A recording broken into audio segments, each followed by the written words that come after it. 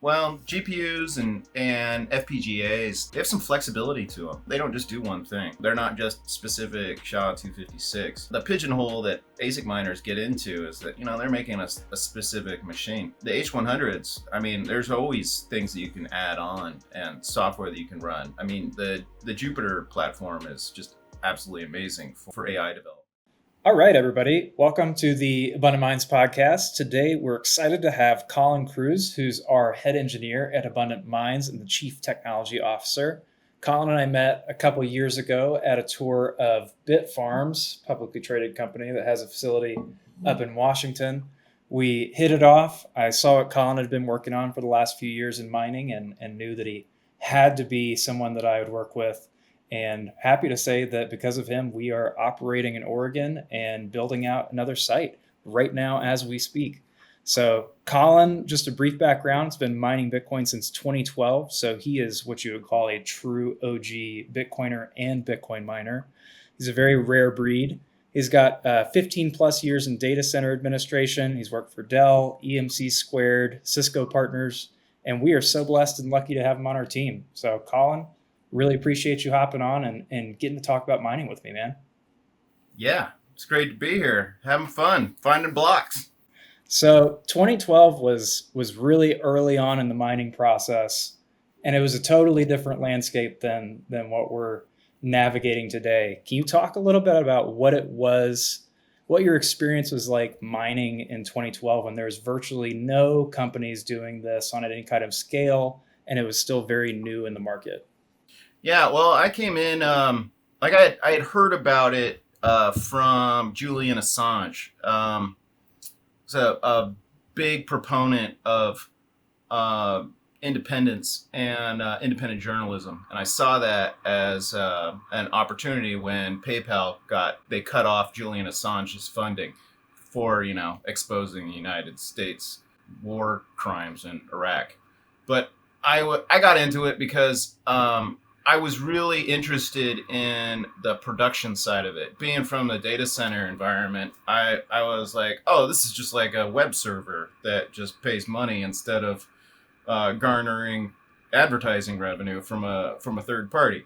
So I kind of saw it from like the USD portion of it in like a traditional data center environment. I wasn't really into the Bitcoin part of it until more like 2017 as like an independent replacement for the world currency reserves. But it was weird. There was lots of time spent on GitHub. I came in after CPU mining, so right when GPU mining got popular, and I was a gamer first and foremost. And so I had a few systems laying around that were, GPU ready, and I was like, oh, I'm not playing games on this. I'll just turn it into a Bitcoin miner in the interim. So I started out my first mining foray in 2012 was really just a dip of the toe into the pool. I had 3 GPUs on 3 different rigs, and I just set them to work running some software that I found on GitHub. Colin was the author of CG Miner, and it wasn't like easy, but he laid it out, and there were a few how-to guides on how to actually get CG Miner operating and running Bitcoin mining on GPUs, and it was fun. It was like no one knew about it, and I looked like a total nerd in my friends group, but I was plugging away. Yeah, I was mining on Brains Pool, but back then it was like Slush, and took some turns on this other site out of Seattle, HHTT, which was named Horrible, Horrendous, Terrible, Tremendous, and they were one of the first small pools that were mining blocks, but they did so anonymously, meaning that your username was your Bitcoin address. It was like, So at this it was point, great. It was like visible money. you were mining on some of the first pools, but this was a point where you could actually find your own blocks, right? Oh yeah, I found. I think I found 5 blocks in 2012 to 2013, just using GPUs. I mean, the difficulty was super low, Crazy. and I think we're at what, like a S21 right now is running like 200 gigahash. I think my GPU Bitcoin miners, like each card was mining, I want to say like 700 kilohash. It was it was next to nothing. How'd you approach learning about something for which there wasn't any kind of, how-to manual? You're very early on in this. Like, how did you go about expanding your knowledge of this? Well, so back then there was pools and there was facts on the pools. Like the big guy was Slush. He pushed out a bunch of information and put out a bunch of tutorials and was really like a huge part of it. I think I got probably 3/4 of my training just from facts issued by Slush Pool. And he's it's now Brains, and Brains Pool is still pushing out all sorts of information. Brains Pool is also like a centralization cone for a lot of the other little pools that are just front ends for Slush Pool.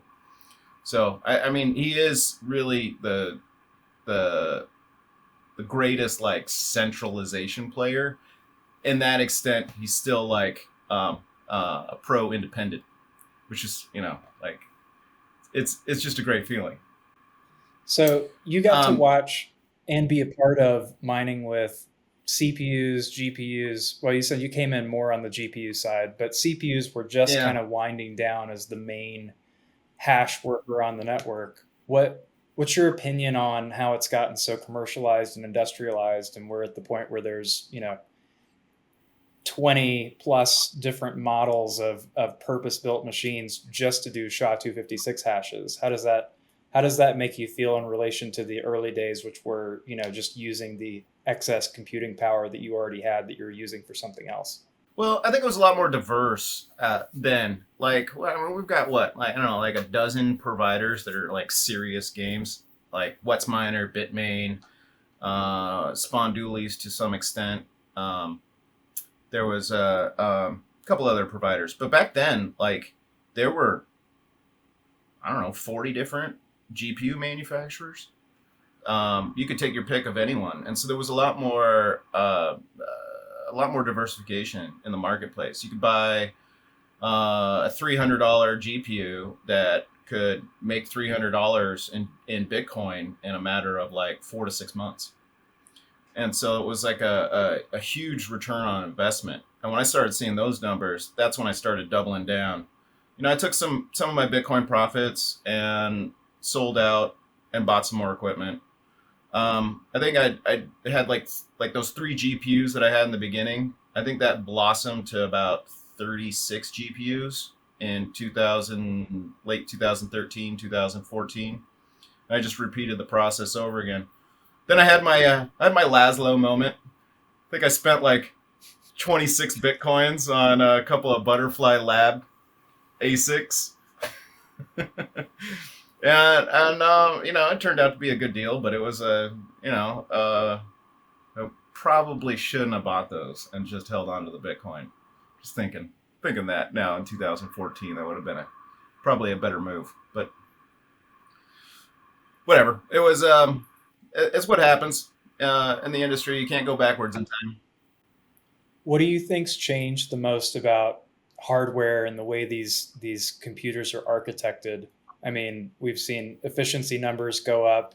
Every model has more raw hash power. They seem to get more power hungry with each generation. Like, what do you think the main changes in the hardware has been over the last decade? Well, I think access to the new processes has been like a huge push. I think Moore's law is kind of like ending its arc. I mean, we go back to like the first Avalons and Yifu. He was like a the first Bitcoin ASICs were the Avalon. I think 6 series or something like that, or the 7 series. I can't remember what it was called, but they were 110 nanometer process. I mean, they got forged in Taiwan, and they were the first ASIC chips, and they got pushed into these kind of like makeshift kind of kit project ASIC miners, and they slayed. I mean, they found blocks left and right. Whoever bought them and bought them from Avalon made out like bandits on blockchain because they were just mining up a storm. But I mean, we're talking like 110 nanometer process. It's so slow in today's. I think the first ones that I bought were the Butterfly Labs, and those were 25 nanometer process. So even like it was way better than what was on the market at that point. What Avalon was producing, and they've upped it, and now we're at like Bitmain S21s, and they're at 5 nanometer process, and it's like the gates are so small on them that there's just no power distribution within the chips, and it just makes the density that much better. It makes efficiency that much better. But I think it's kind of getting to the end. I think we've seen it now with Intel's and their fiasco with their 3 nanometer chips. I think that we're kind of at that limit of physics where the gates can't get that much smaller, and so we're gonna have more of a macro issue with equipment, and we see it today. I mean, mining farms are just getting bigger and bigger because they can't make the chips any smaller and smaller. So for the non-physics educated, let's break that down a little bit. You talked about the process getting smaller and smaller, and that we've hit this kind of like almost an asymptote where we're not going to necessarily break past this 4 to 5 nanometer range. You mentioned Intel having issues with 3 nanometer processes. Like what physically is happening that doesn't allow us to keep on pushing that boundary of building smaller and smaller processes that, in theory are more efficient, take less energy, put out more raw hash power for every watt that goes in? Why can't we keep on getting smaller? Now, at the risk of sounding completely dumb here, I've had it explained to me by some physicists. I'm not a doctor by any means, but looking at it from the evolution of computers over time, you get into this point where the gate distance between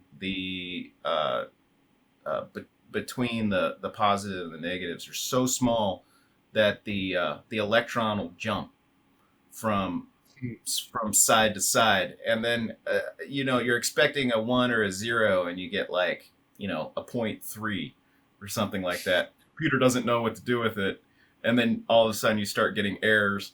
You send in what you think is a correct block or something like that, and the pool says no, that math is incorrect. So yeah, I think we're going to start seeing a lot more errors when we get into these, like when machines start doing like 3 nanometer process. Or what'll happen is it'll like work for 6 months, and then the machine will just burn out or start producing so many errors that it's basically useless. So I'm not exactly sure what's going to happen with Moore's law, but I definitely think there's a curve to it, and we won't start doubling in efficiency every 3 years, and we'll start like it'll be more of a less exponential in doubling and more of like a curve, and meaning like it'll get 170% better, or 130% better, or 100% better, but not like doubling every 3 years. So But I don't know. They're gonna come up with something new and prove me wrong. So this podcast will age like milk. well, they'll keep on coming up with something new, but it's interesting to me just from the standpoint of how you time investments and allocating capital to different things. I mean, at the point that you were buying your, Butterfly Labs or Avalon units, they were paying back very quickly. They were paying you back within a matter of months often, but they were also being obsoleted very quickly. I mean, you'd Yeah. get a multiple X efficiency gain between one generation and another, which meant that hardly anybody wants to buy the model that came out 6 months ago. Whereas, tell me if you agree or disagree, the kinds of units that are coming out now, they are probably going to pay back over a longer period, take a little bit longer for you to actually return on that investment, but they're more like long-term investments now because it's so much harder to eke out every incremental efficiency gain with a new unit. Do you agree with Yeah, that? I really think the 3 nanometers aren't going to be a viable product in the long run. But these items like Bitmain S21s at the 5 nanometer process are going to have some long term staying power.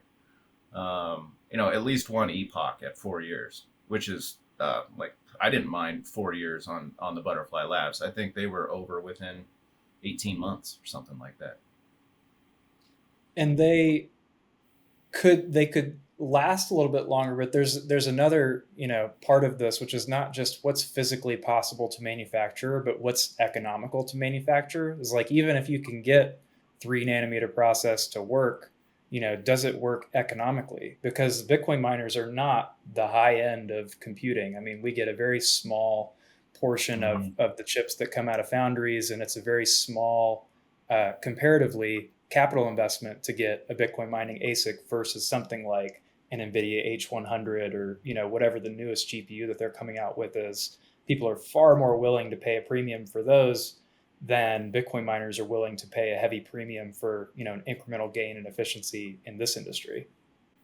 Right. Well, GPUs and FPGAs, they have some flexibility to them. They don't just do one thing. They're not just specific SHA-256. I think, and that the pigeonhole that ASIC miners get into is that they're making a specific machine. But the H100s, I mean, there's always things that you can add on and software that you can run. I mean, the Jupyter platform is just absolutely amazing for AI development, and I think we're going to see a lot more development on the GPU fronts, and we're going to see a lot better equipment come out in the future on GPUs because of that diversity that they have. I mean, they're like a Swiss Army knife when it comes to computing. You can use it to run video games. You can also use it to run LLMs, and you can also use it to do specific projects.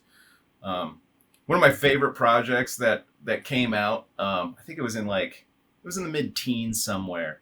It was a because back in early 2000s, I was a part of the SETI project where we used idle processing power to identify radio signals coming from space, and that was it was all kitschy, it was fun, and we were like, oh, we're working in space. But the big one was protein folding, and that was a Yeah, project out of Stanford, and that's all yeah. done using GPUs and 3D modeling, and really coming out with new medicines and curing just really in obscure diseases with new physically detected models of medicines, and I really thought that was awesome. I never know what came of it, and what was created from that data, but it sure was fun to be a part of it.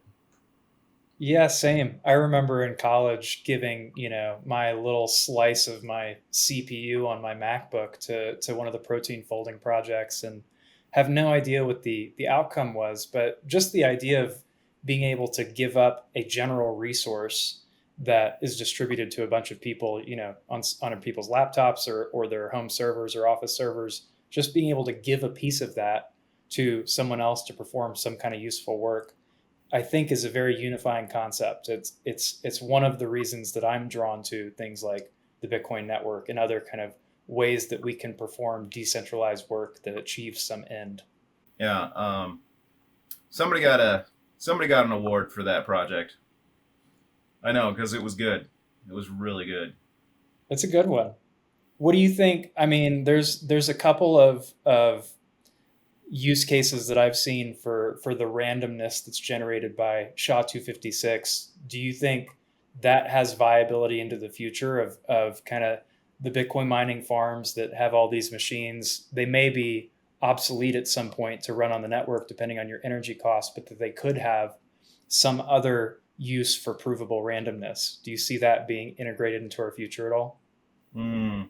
I don't know about the provable randomness, because I mean, SHA-256. It's about speed. It's about how many hashes you can do in a second, and that really is the binding. Like if it makes sense to run it, because you're making a profit, then you're gonna just run it and dump the heat.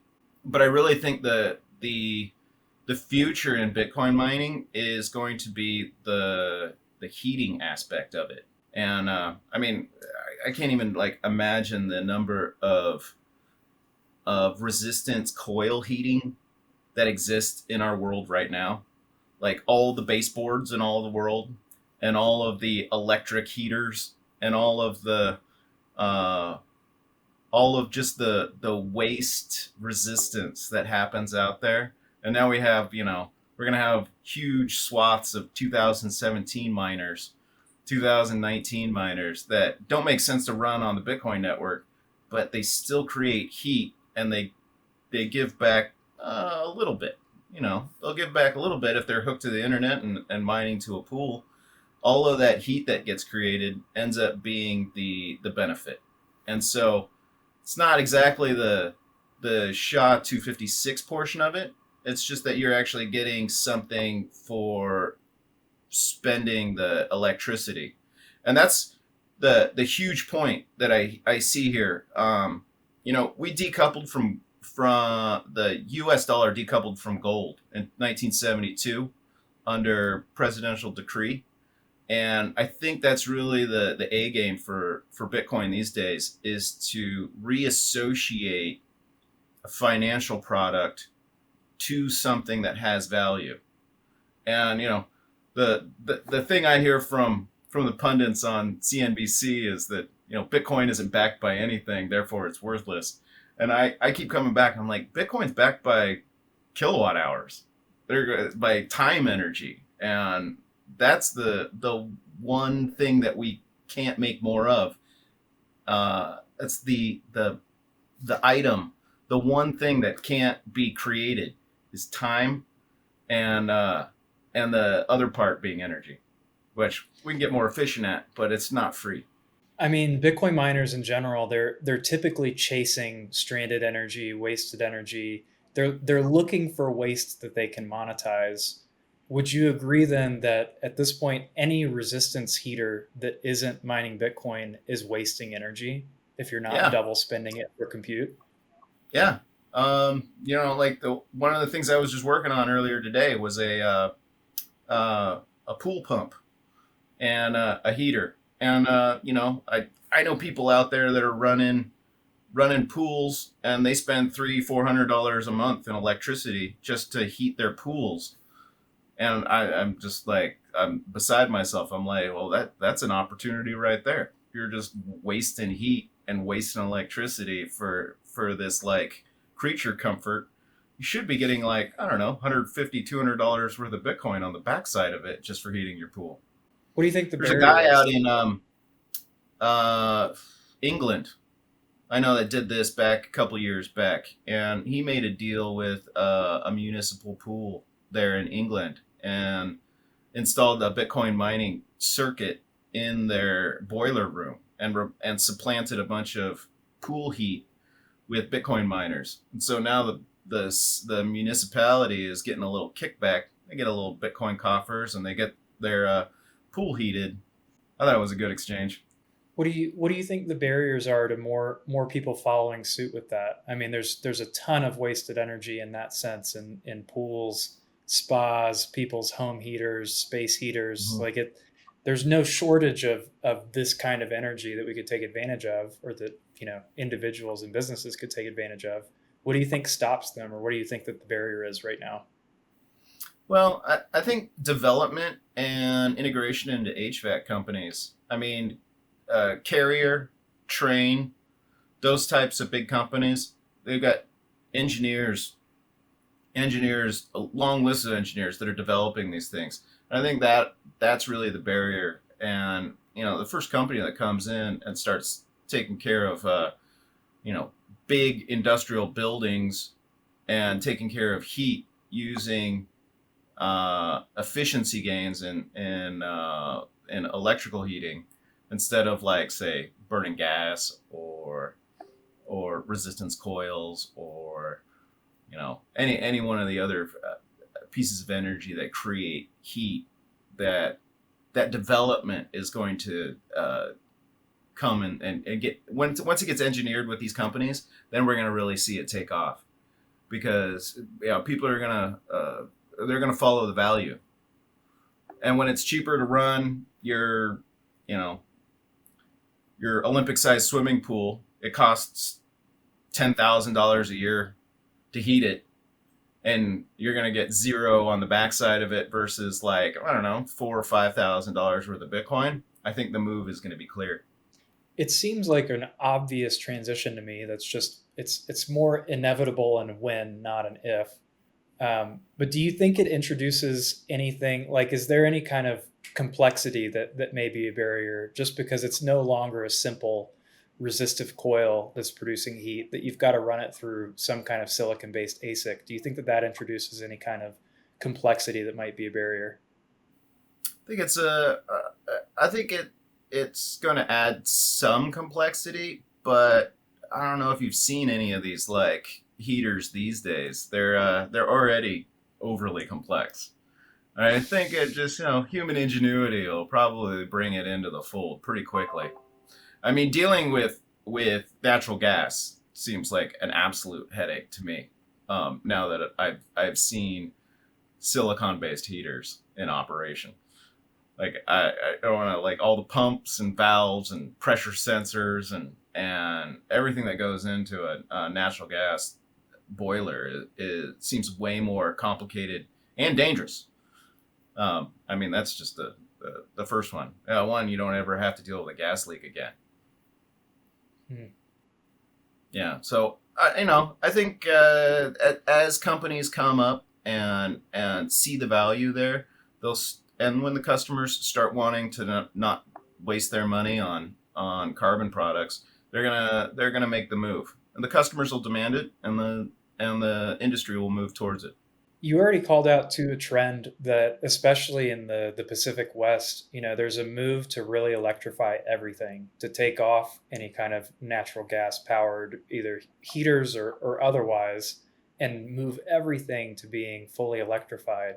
And I don't know if you agree with this, but there's I think, a potential, especially if you've got all these grid connected, silicon based heaters, that you can actually use people's heat or commercial heat as a demand response trigger. That people can use that resource to give energy back to the grid at these key times. I think you're no stranger to the energy needs of AI and EV chargers, and there's only more demand for energy in our world, and as that happens, you need to, if you're not going to supplement it with some kind of either nuclear renaissance or a ton of fossil fuel based baseload, you've got to have something on the demand side that can be flexible and turn off at those times and give that energy back. So in some sense, it's a not just a cool, nice to have and a way of earning income and dual spending your energy, but a way to get connected to the grid of the future and support the grid of the future if people can implement these at the level of their homes. And, at the population of several 100,000 or several million, you really do start to have an impact and be able to balance the grid and lower the cost of the energy that's being delivered to people, just because there is so much flexibility on the demand side to not have to pay for that high priced energy that gets used, less than 1% of the year, but contributes to close to 10% of people's electric bills. Yeah, definitely. I think the huge disconnect here is that electrifying everything is a solution for the distribution problem of energy, whereas it's kind of like solved in the form of gas, like natural gas. But like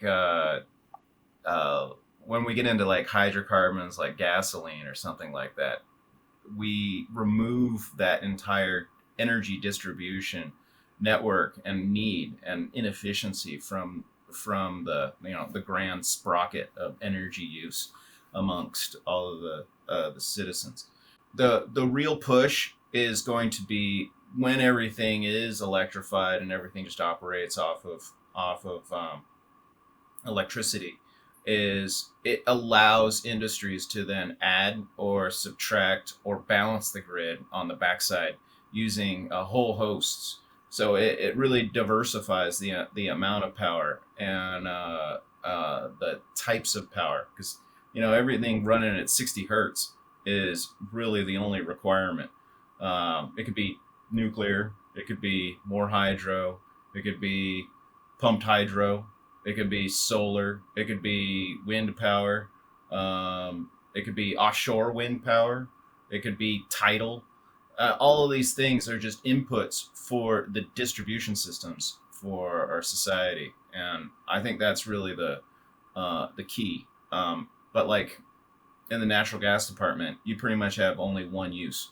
You've got heat, maybe a little cooking, something like that, but heat is the only thing it really does. How do we, as Bitcoiners, Bitcoin miners, and data center builders and operators, how do we contribute to an abundant energy future and building the kind of world that we want to live in from the energy side? I think the demand response is the best thing. I think that's our future. I think that we have, one of the biggest complaints that I get whenever I'm talking about Bitcoin to the underinformed is that they're like, doesn't Bitcoin use a lot of energy? And, are we going to like boil the oceans because we have to burn more gas to create more electricity just to run these Bitcoin miners? And I'm like, yeah, I mean, that's one way of looking at it, but not all electricity burns at the same time. There was a point back in 2019, I was watching it, and I saw here in the Pacific Northwest, we have an electrical grid, the Columbia West, I think is what it's called. And the price for electricity actually went negative because they were producing so much electricity on the dams that they were paying people to take it over, which is unheard of now. I think that all went away. The price between, say, a 1 a.m. megawatt hour and a 10 a.m. megawatt hour when all the ACs kick on in the middle of the city are going to be wildly different priced. And I think that's the niche that Bitcoin mining comes in at, is we scoop up all of the power on the cheap when no one else wants it, and kind of stand in line for the power company and use everything that they're supplying, and take up that open space on the grid. And then when actual people need it, like it's 95 degrees outside and the entire city all flips on a massive air conditioner at the same time, and Bitcoin miners can just be like, well, okay, the electricity's too expensive, I'll back off and shut a few rigs down and back out. We don't care. Pools don't care.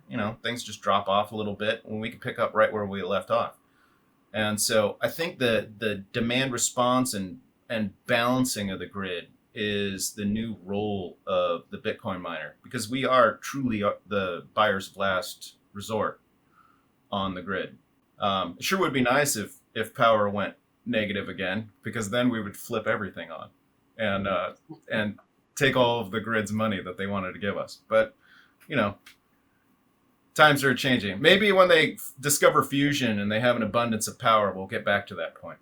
Well, I mean, you hit on an important topic, which is people have a lot of misconceptions about how energy works in our world, and one of them is that we don't have enough of it. But if you want to look at reality, California alone has enough wind and solar excess that they generate during certain periods of the day that throughout the year they curtail, meaning that they waste, they don't use, but they generate more energy than the bottom 30 energy rich countries.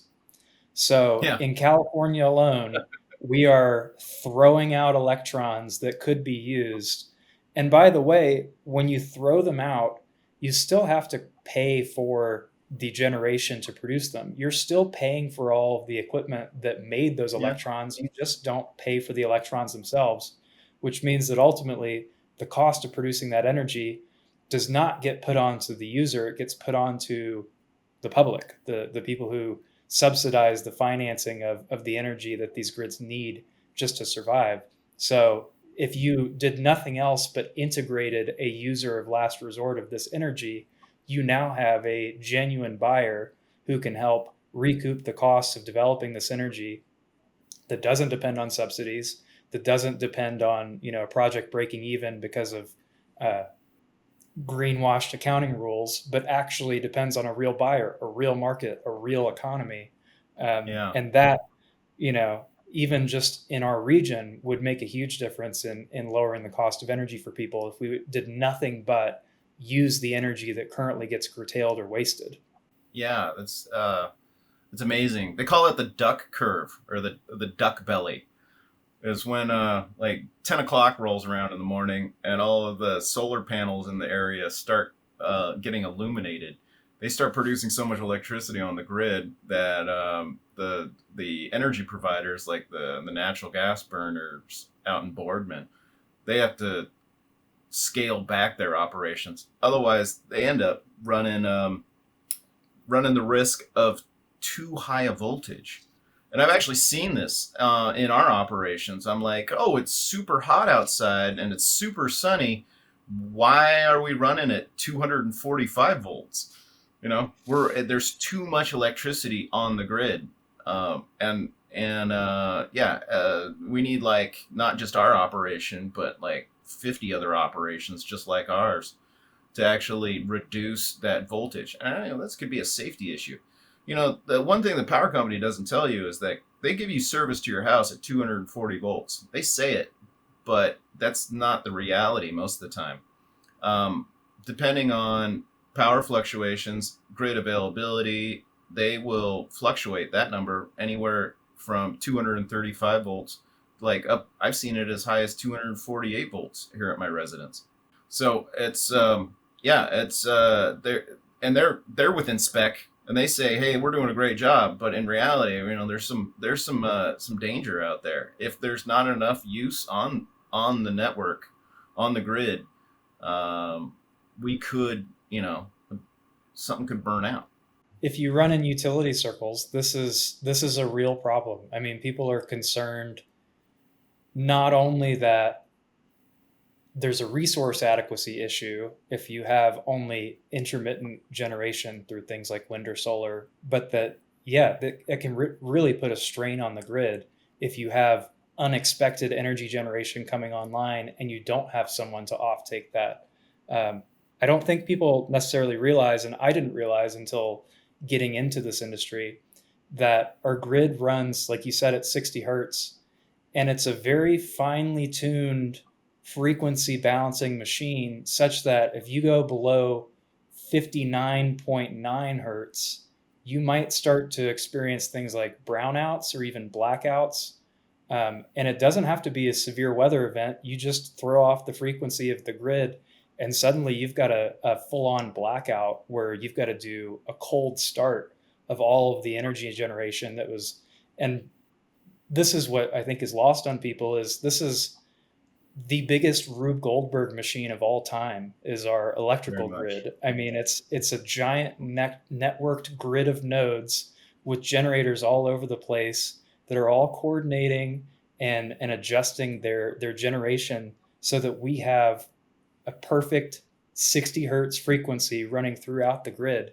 And if one link in that chain that's too big gets thrown off, it's a cascading effect where the entire machine falls down. Yeah, And so yeah. it's The not even just an breakers will cut economical them issue, off. but a safety issue. Yeah, they'll get if you're a bad actor, you get cut out of the grid real quick, and that could be a good thing or a bad thing. If you're a power producer, like I can't imagine what would happen if there was an issue with like the Boardman natural gas generating plant. and they got disconnected, then we would definitely see some wild fluctuations in our voltage. Yeah, I hope that day doesn't happen.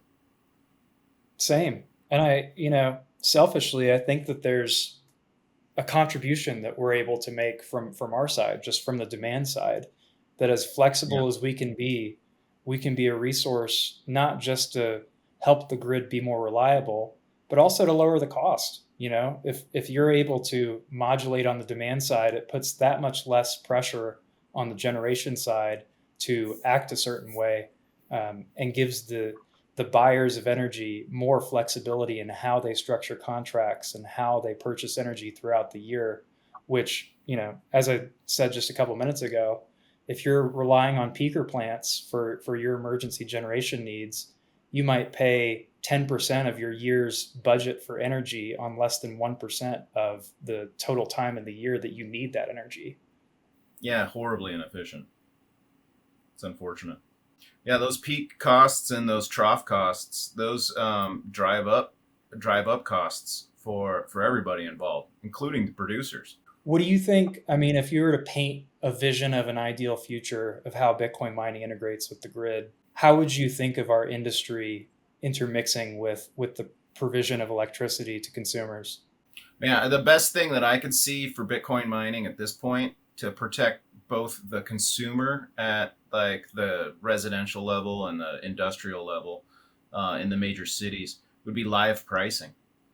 And we really need to develop I don't know, I mean, it could be like off peak, on peak, and this like thing that PGE does in mid peak. But like three different prices seems kind of clunky. I think there should be live pricing on a real time basis for the distribution networks, and Bitcoin miners can fill the gap so that the producers get paid when usage goes down, and then the Bitcoin miners can peel off when the price gets too high, when the demand from traditional users hits the market on those hot days, like when air conditioners run and stuff. And with that live pricing, like we just have on the on the stock market, people can buy and sell, and that's where capitalism takes over. We could get a true, there's so many seats. There's only so much space on the grid for usage, and it really needs to go to the best case.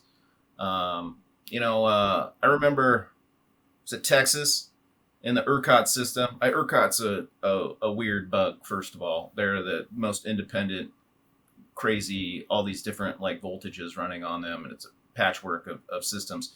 But there was an ice storm not that long ago, a couple of years back. A bunch of people died because their power got turned off, and they just didn't have the capacity to run all the electric heaters that they wanted to.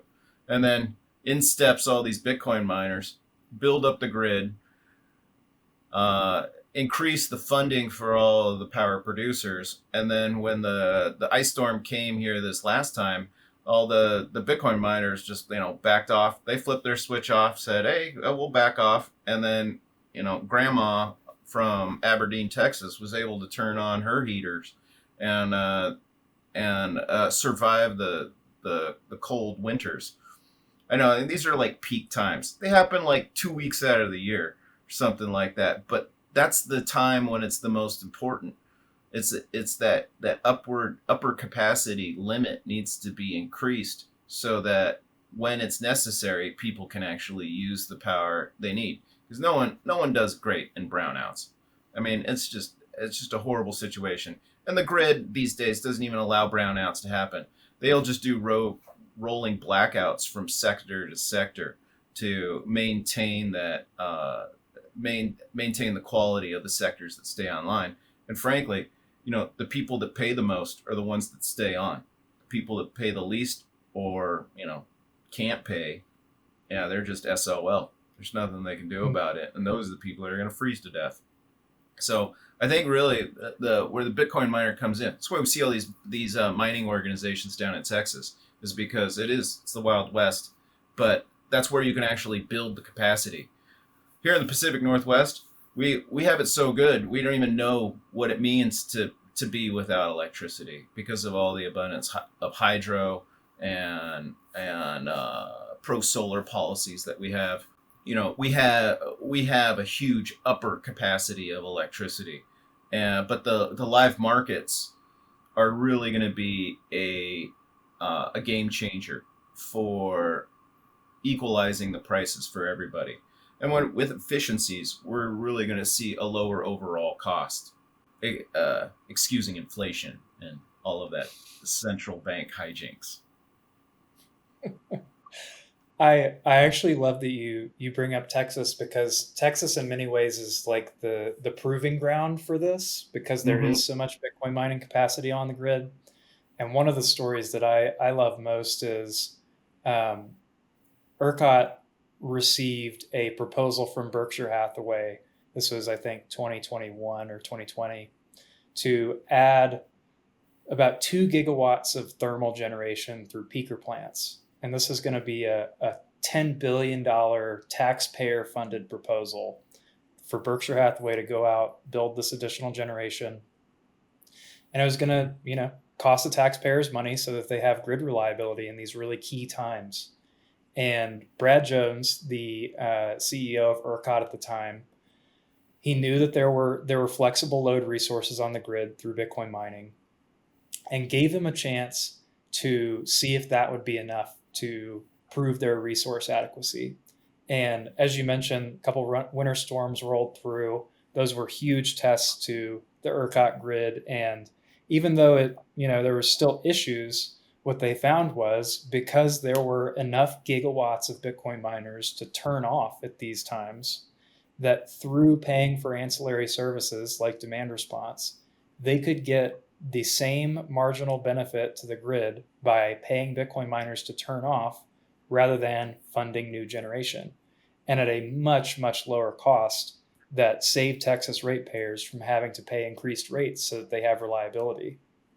Amazing. And you mentioned, price response programs. And again, in many ways, ERCOT's pioneered the use of these programs, and kind of really opened it up to Bitcoin miners to be really successful at them and provide grid reliability. And we are just now starting to get those programs introduced to our region, where Oregon is joining what is called the Western Energy Imbalance Market. It's something that the Love it. Federal Energy Regulatory Commission (FERC) mandated that these regions start to look at these programs. And so it's not as mature as Texas, of course, but we're starting to get the very beginnings of those programs, starting with price response, which is the first layer, and expecting within, let's call it 1 to 3 years, we should have the same bank of programs that are available to miners in Texas that encourage grid reliability, and that may only take operators like us offline for a couple hours a year for comparatively large payout per megawatt hour, but it serves this mission of paying for the lowest cost resource that the grid can, to provide resource adequacy and reliability to its consumers, rather than adding on additional generation like the Berkshire Hathaway proposal that got eventually struck down because they deemed that they didn't need it. I think you're aligned on this mission that if we can build the ideal future, we don't need fossil fuel based peaker plants. We really just need enough flexible load so that we can turn off in times that we don't have the right resource adequacy, or there's transmission clogs or any of those issues. So I'm really encouraged that we're starting to see that tide shift, and our region start to be able to participate in those programs, because it not only means a lot for us as a business, but I think long term means that energy for everybody that lives in our region is much cheaper. Yeah. I mean, if we can delay the construction of a new natural gas plant and just solve it by rearranging who uses the electricity on the grid with some financial instruments, I say I'm all for it. I mean, that's really the goal, is to limit the carbon usage and the finite resources that we have on this planet, and just use them more efficiently. In steps the Bitcoin miner, as like a macro tool to price the usage of electricity correctly, because we don't use it all correctly at the same time. It really is funny, the usage during the day versus the usage at night. It's yeah, I being a power construction and production company, it would drive me mad knowing the graph of usage is how it is throughout the day. Yeah, it's a difficult one. It's a difficult one to stomach. It's a difficult problem, but we're I'm glad that this is a solution that is it's a modern solution for a modern problem. I'd agree with that. And it's funny that energy and electricity, these very foundational resources that drive our modern world that we all need in order for our lives to continue as they are or to improve, that we would not be efficient users of it. And that in fact, we would waste a lot of it and not be very operationally efficient or optimized in the way that we deliver it or the way that we use the excess. It's encouraging to me that now Bitcoin mining as an industry can enter as the consumer of last resort and actually be this lever that utilities and grids can pull to say, listen, we were going to waste all of this capacity, but instead we'd like to deliver it to you. And there's never been another industry that could just on demand take raw energy and use it for a given purpose at any time, for any reason. Yeah. There hasn't been that kind of balancing load available. So I'm just really encouraged that there's another tool available in this highly interconnected and highly important part of our lives to be able to use this resource more effectively and efficiently that drives our modern world. I mean, to me, that's if you were going to work on one thing to help impact the most, positively all of the other things downstream, other than fix the money, fix the world, I would say fix the energy, fix the world is another really good thing to be working on to help all your other fellow human beings. Yeah, there's everything in modern life is really dependent on the electrical grid and its stability and keeping prices low. And we really will excel if we get efficient. I'd say that there's one other industry that is doing that, and I think there was a project in Oregon. I can't remember it now. It's slipped my mind, but I know there was a really successful one in New York and Michigan, which is pumped hydro. Mm. And that was a great idea. They're like, oh, we'll just pump all this water up to the top of the hill, and then when we need the power again, we'll just let it flow back down and have it generate electricity. But as a power storage company, it's a whole lot easier just to use the available power as at the appropriate time than it is to do it. But I mean, they're kind of in parallel. We're just a user of power as Bitcoin miners. They're a user of power and a redistribution model, so it acts more like a big physical battery, but way more expensive than than a crypto mine. Way more That's expensive. the deal. That's the deal is like we talk about Bitcoin mining because it's what we're in. There's all these other solutions to energy storage and then, redeployment. But as you mentioned, most of them are extremely expensive. And that's part of why I think Bitcoin mining is so pivotal this time is that, yes, in the future, we will want pumped hydro. Yes, we will want grid scale batteries. We'll want short-term batteries. We'll want long-term batteries. But at the moment, long discharge cycle batteries only give you back 40% of the energy that you pump into them. Even high discharge ones, lithium ion ones are 80% or so, but they'll only last a couple hours if you're deploying them constantly. So these are all tools, but in my mind, they're tools that don't necessarily come to be as effective for several more years or several more development cycles. In the meantime, it's only a couple 100,000 per megawatt to develop a Bitcoin mining facility without the servers. So, Right. compare that to the cost of batteries, pumped hydro, or anything else. It's very cheap. It's a very cheap resource to put on the grid. And not only that, it's its own economic use case. It's its own self-sustaining industry that wants the energy. It's not just an energy storage vehicle. And I think, as we talked about, like, energy abundance is not necessarily the problem. There's actually a ton of energy that just gets wasted, unfortunately. And just Yeah. having a consumer of that is actually, in many ways, just as helpful as being able to store it. Yeah. It was, most of the energy that is created these days is the wrong place and the wrong time. Amen to that. Step in the Bitcoin miner, right place, right time. Solutions. I love it.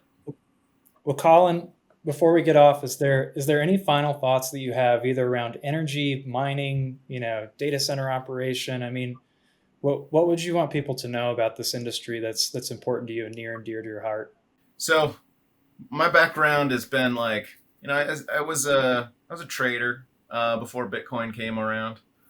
I was on the market and independent, ran with a hedge fund for a little bit, and I really saw the issues that were the inefficiencies in our marketplace, and at the same time, I was also kind of a service worker, and so I was seeing it. I was working my day job and trading on the side, and trying to get ahead in life, and I really saw the disconnect there. And when Bitcoin came on, it took me from, like, I think 2012, 2013, 2014. I was like operating like, oh, this is just a service job, and this is just a product. And it was like, I think it was when Bitcoin hit $19,000 in 2017 that a light flicked on for me. And I was like, oh, this is how you fix the money. You actually tether value to something scarce like electricity.